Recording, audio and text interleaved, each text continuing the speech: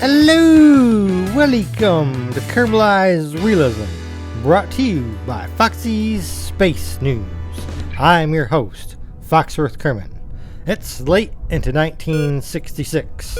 On October 2nd, the Sith capsule, crewed by LDTV Kerman and Sconebone Kerman, sit atop an Ogre launch vehicle, my analog to the Gemini and the Titan II. Why the Sith, you may ask? And I'll say, of course, because there are always two, a master and an apprentice. The first Gemini to launch with crew was Gemini 3, launched March 23rd, 1965, crewed by Gus Grissom and John Young. Gemini 3 was nicknamed Molly Brown after the Broadway play The Unsinkable Molly Brown, due to Grissom's Mercury capsule sinking after splashdown. NASA did not take well to this name, especially since the final Mercury flight was also nicknamed Faith 7, not allowing names on craft till the Apollo missions when it'll be necessary, having a command module along with a lander. Gemini 3 was just 3 orbits, lasting roughly 5 hours, testing out the orbital maneuvering thrusters and doing a few science experiments. Before this flight, it was more like a roller coaster, just along for the ride. With Gemini, the astronauts can drive the car. Orbital maneuvers, baby! Finally, a steering wheel in space. Somewhere, a Kerbal weeps tears of joy. During the first orbit, Grissom works on a sea urchin experiment designed to investigate how cell division is affected by weightlessness, using sea urchin eggs and sperm. A lever that is essential to the experiment breaks off as Grissom twists it. It is said that he was less than impressed by it, so he stows it away. Shortly after, he is very impressed when John Young unzips a pocket of his spacesuit, revealing a corned beef sandwich on rye. It was smuggled to Young by the backup commander, Wally Schirra, who had also smuggled himself a sandwich of his own and gave one to Gordon Cooper on their Mercury flights. Wally got them all from a local deli named Wolfie's. Unlike those times, this sandwich started coming apart. With crumbs floating around, Gus stows the rest of the sandwich in his pocket. The two astronauts are given a stern talking to by NASA for the dangers they could have caused, with crumbs possibly getting into sensitive equipment or clogging a filter. There is even now a model on display of the sandwich in the Smithsonian. After finishing the first orbit, Gus uses the orbital thrusters to raise their orbit, bringing the first spacecraft to make an orbital maneuver. During the second orbit, they thrust sideways, slightly changing their inclination. On the third and final orbit, they lower their PE into the atmosphere.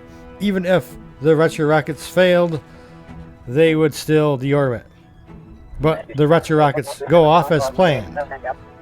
The problem was there was a miscalculation on the deorbit team, somehow not accounting for Earth's rotation, resulting in the trajectory being 190 miles or 305 kilometers short. Grissom was able to fly using the orbital thrusters and shorten that to being only 60 miles short of where they should have landed. And back to our two brave Kermanauts who did not undershoot their landing, coming down shortly off the coast of Florida. Transitioning to November 9th, another Mars window is open. Viking 3 on Orc Agave, aka Mariner 4 on Atlas Agena. Viking 2 having malfunctioned and hit Mars' atmosphere, burning up. We are trying again. The only change on this, we add a magnometer boom.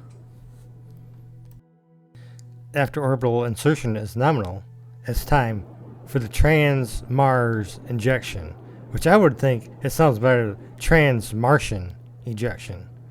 But there, we have separated. It's time to go and say goodbye, Earth. Picking up a small amount of science as we leave Earth's influence and are captured by the Sun in a heliocentric orbit and interplanetary space. With the mid-course correction burn, not only will we not hit Mars' atmosphere, but we get a close-up flyby of Phobos, zipping by at a mere 7.2 kilometers from the surface.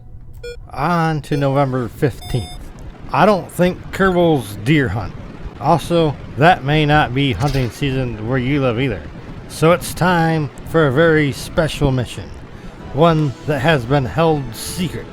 Sith 2, being Gemini 4, consisting of LDTV Kerman once again, along with Tony Kerman. If things go well, once in a stable orbit, Tony Kerman will open the hatch and climb out for the Kermaricans' first spacewalk. The Soviet Russians managed it back in March 1965 of last year, when Alexei Kerman left his Kaskad 2 capsule.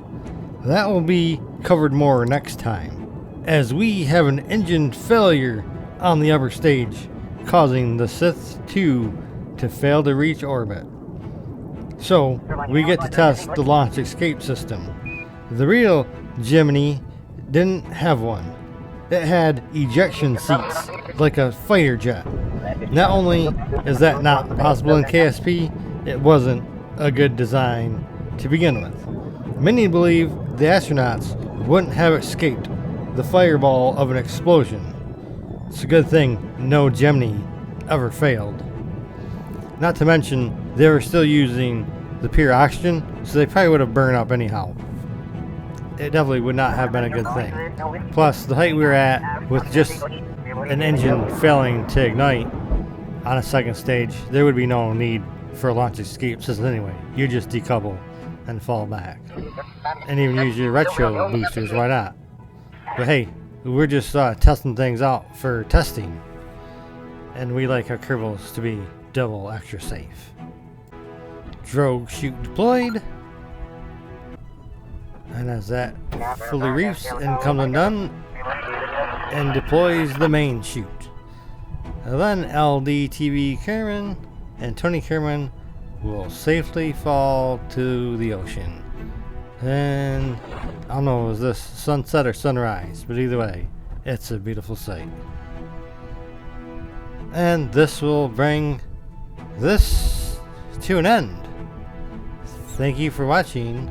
Don't forget to like and subscribe and do all that wonderful stuff. We'll see you in the next one. Goodbye.